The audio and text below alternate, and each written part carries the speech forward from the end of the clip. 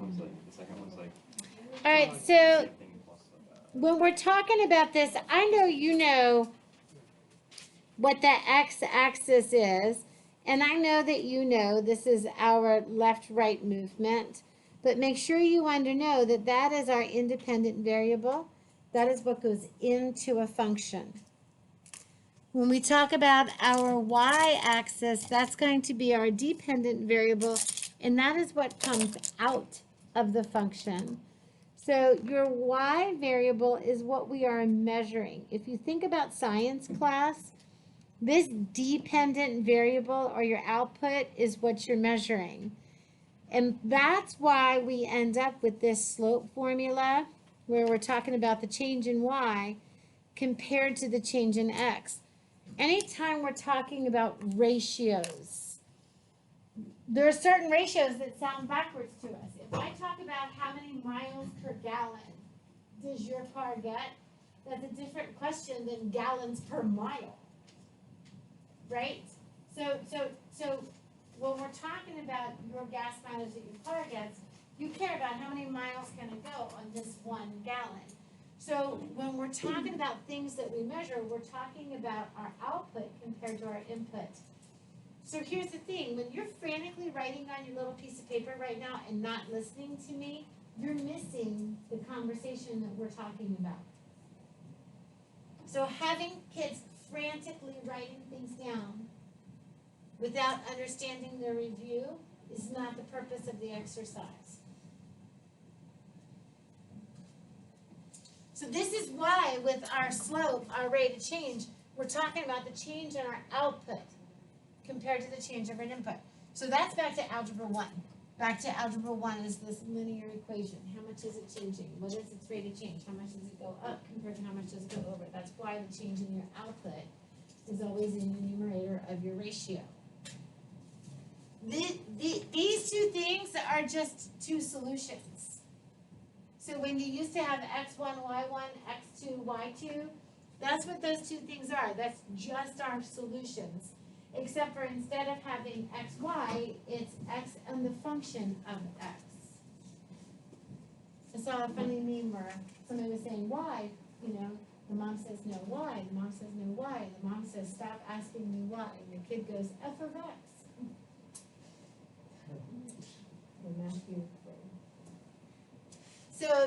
So this point here is just any xy.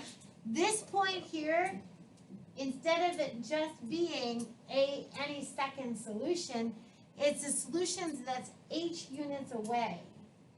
Because now all of a sudden I care about how far away my solutions are. And we talked about the closer your solutions are, the more accurate your average rate of change is. So when there's a huge amount of space between your two x's, your average rate of change is not accurate. Remember when we talked about the COVID cases? And how many cases per day? Over that month-long period, we went from having 3 cases per day to 50 cases per day to like 500 cases per day. Okay, you want to know the most accurate at that time. I don't want to know the whole month's worth. I want to know where are we right now? What is our change right now? So we start for the first time paying attention to how much space is in between. And here's why we care. When we were in Algebra 1 and we had a linear equation, it didn't matter how much space was in between because it was a constant rate of change that never was anything different because it was the slope of a linear equation, constant rate of change. Now that we don't deal in straight lines anymore, we need to say, well, where are you taking those numbers from? How accurate can we be? As h gets smaller and smaller and smaller and smaller, I end up going from this positive understanding to actually that's a negative rate of change at that point because h is getting smaller and smaller and smaller. So we scratch our heads and we're like, well, how can we do that? Because I can't take the rate of change at one point. I can't subtract it from each other. It's going to zero out. And that's when the people from Unit 2 are like, this is why you learned limits. All the friends from Unit 2 were like, weren't you curious why we're doing this? Like, sure, it's cool to talk about where the graph is going. Sure, it's cool to talk about that limit. But that's why we learned it, that's why we learned limits first. And then we learn about derivatives, because the limit definition of a derivative comes from finding this rate of change.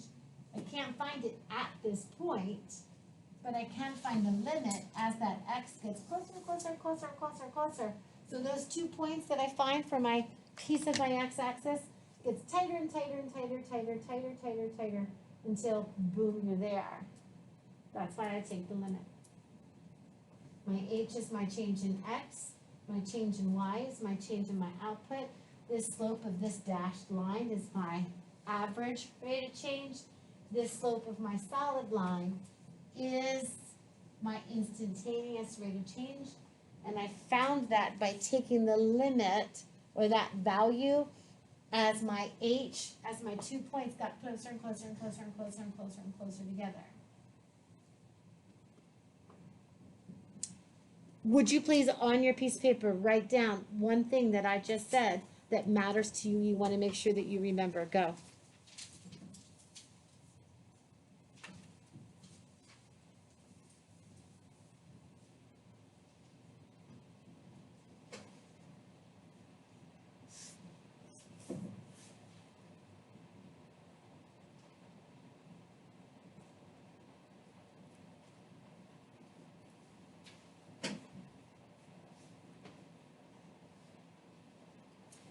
All right, so this next one says, use the limit definition of the derivative to find the derivative equation for each of the following.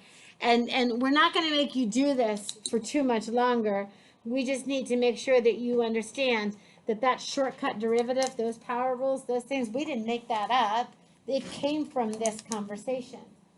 It came from using, as h approaches 0, I'm really finding the slope.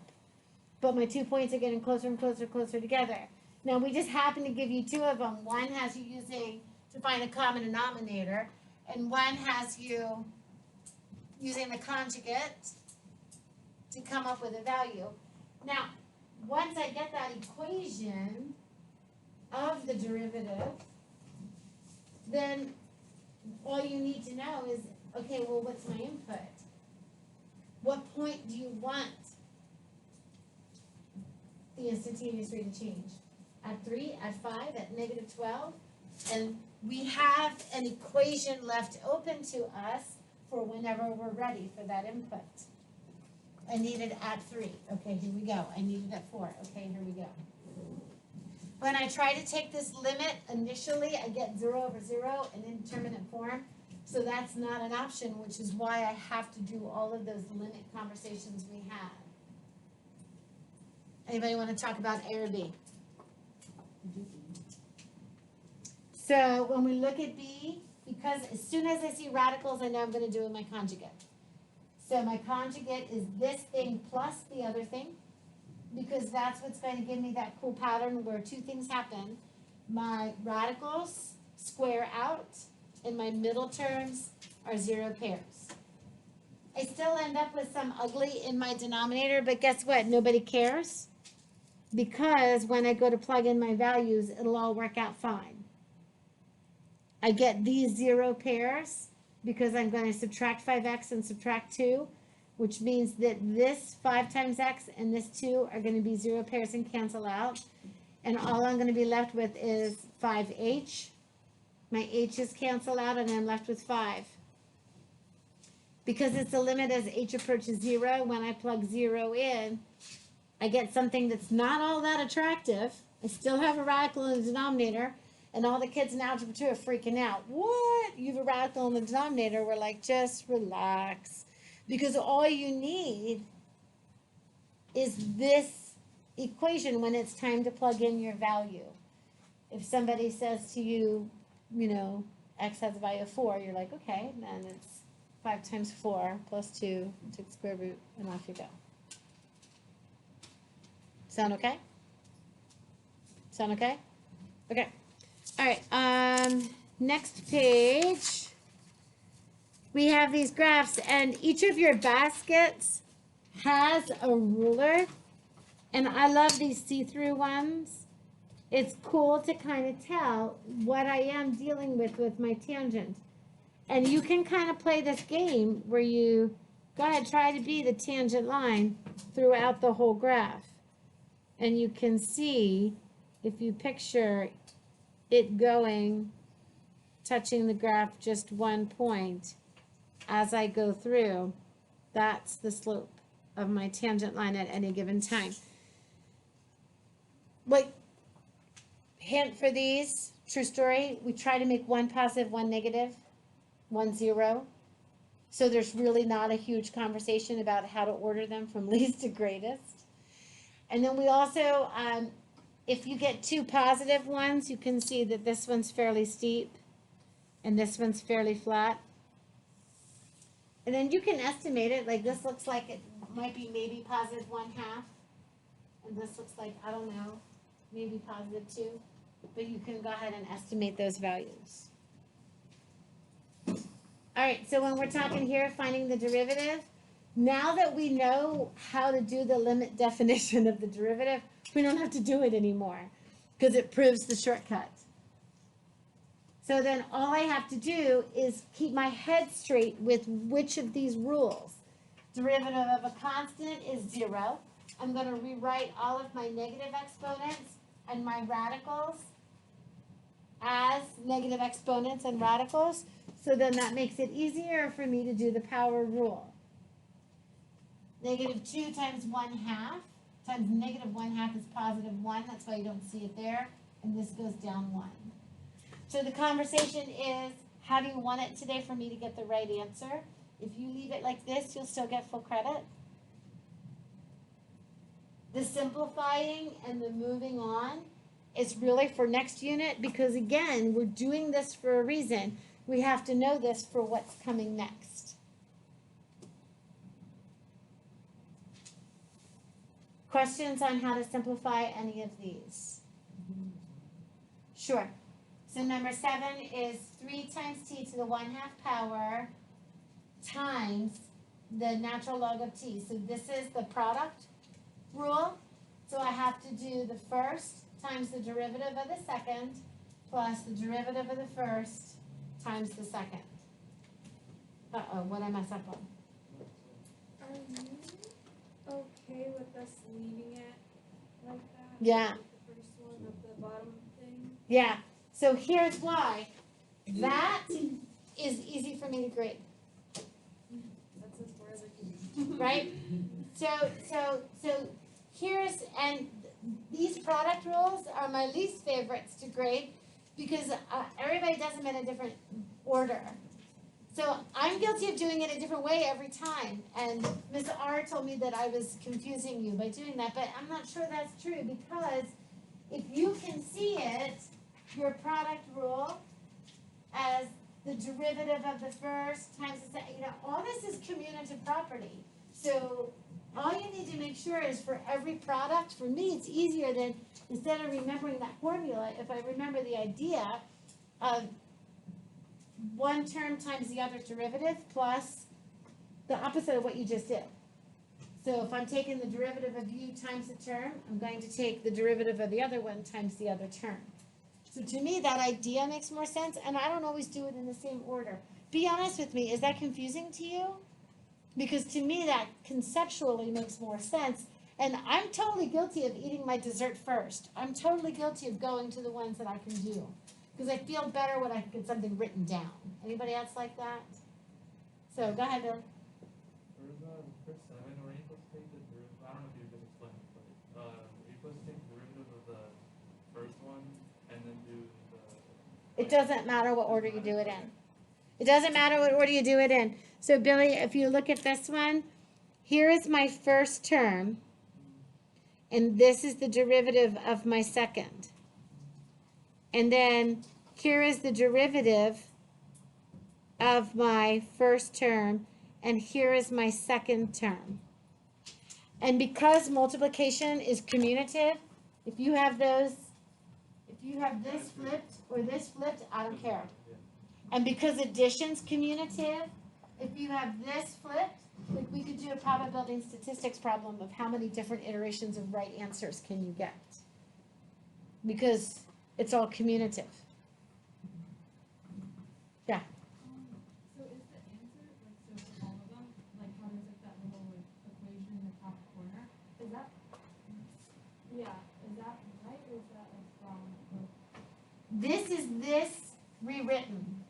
This is the derivative. Okay. This is just this rewritten. So when we talk about, if I wanted to say, I'm just rewriting the equation, and you'll see that I'll do that here too, because anytime I use my power rule, if I have my exponents written as fractions and negatives, that's a whole heck of a lot easier to do the power rule. Does that make sense? Yeah. Okay. So I don't start doing my derivative work until I go below the curvy line. All right, next up. Here's this page. So same thing here. Here's my curvy line.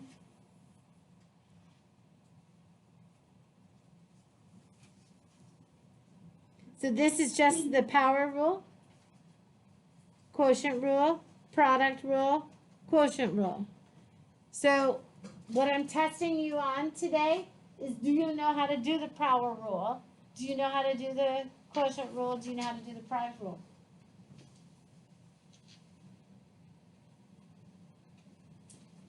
Now, when we get to these other ones down here, it's, do you know how to go to your common derivatives? And we can talk about, if you have too much written down on your paper, it bogs you down. So in my mind, you don't need that written down. And in my mind, you shouldn't have to have that written down. You shouldn't have to have these two written down because those ones are obvious. And I will never, ever be able to keep those memorized for more than the flash that I need them. So when I was going through this, I would memorize them while I was in the heat of the unit, and I would know it. But then the minute we moved on to the next unit, they were already gone. Like yesterday's lunch, they were gone. So then I just would always go back and have that reference sheet. If you were taking the AP exam, this whole thing needs to be memorized. But we're not taking the AP exam. Yeah. Well, you said you would give us those for the test, though, right? Or, Sure. wait, Write them down. No, the thing you said last class that you would have it up there. Yeah.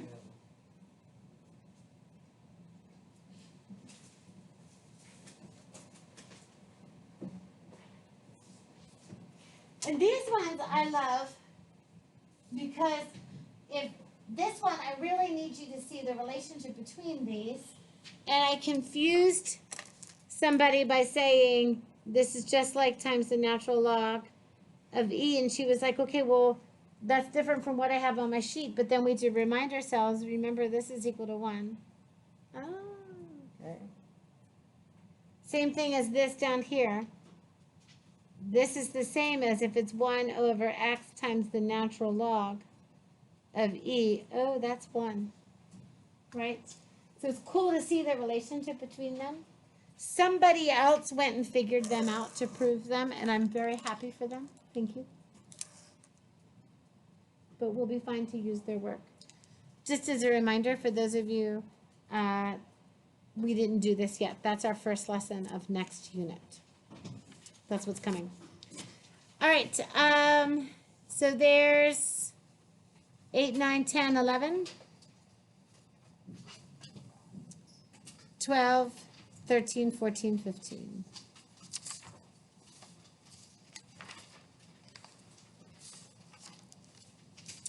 All right, and then on the back, and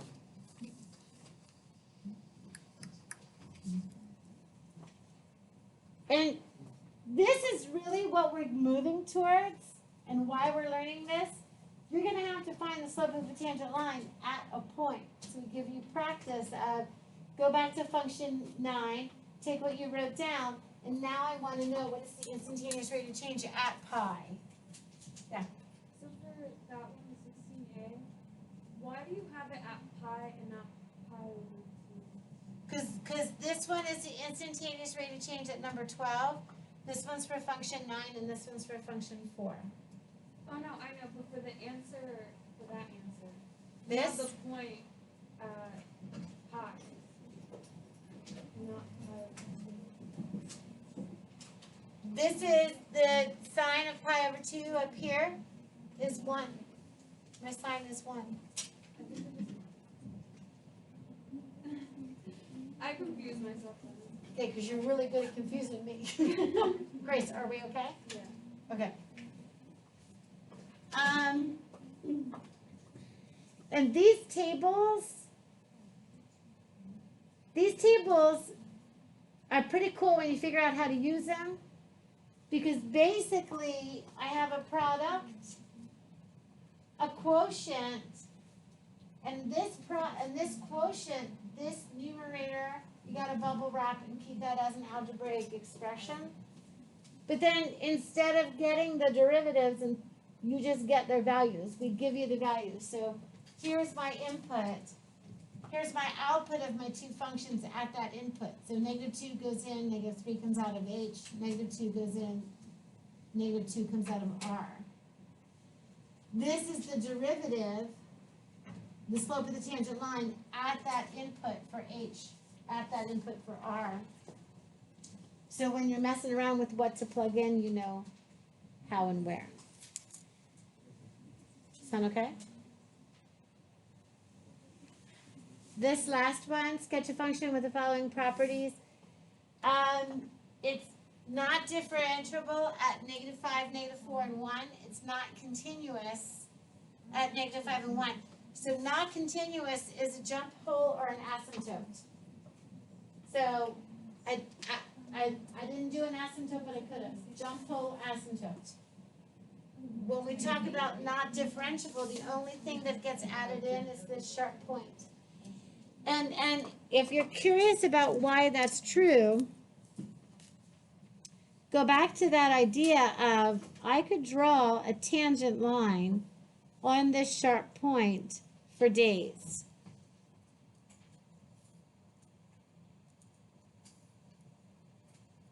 So with that sharp point, every single one of those touches it just at exactly one point. Looks like a little lighthouse, doesn't it? Yeah, that's why we can't have that. It's not differentiable at these places, jumps, holes, and why don't I go ahead and, don't forget you can have an asymptote. Let's go ahead and draw an asymptote in here so you can remember. It's not differentiable at any of those points, but guess what? It's also not differentiable at this cusp, or that corner or a sharp point. Yeah. If it's not continuous, it's also not differentiable. True, because in order for it to be differentiable, it has to be continuous. So it's almost like when we talk about the pecking order of things, like, you know how mathematicians love these nested diagrams. I can have a function, and then I can test whether or not it's continuous, and then I can test whether or not it's differentiable. Does that help?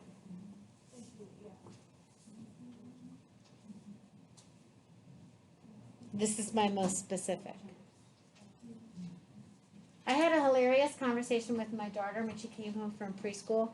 She told me one time that her preschool teacher was really stupid. And I'm like, okay, go on. Where are we going with this? And she says we lived in Virginia. And I said, well, we do live in Virginia. And she says, well, you said we live in Herndon. Well, we do live in Herndon, but that's in Virginia.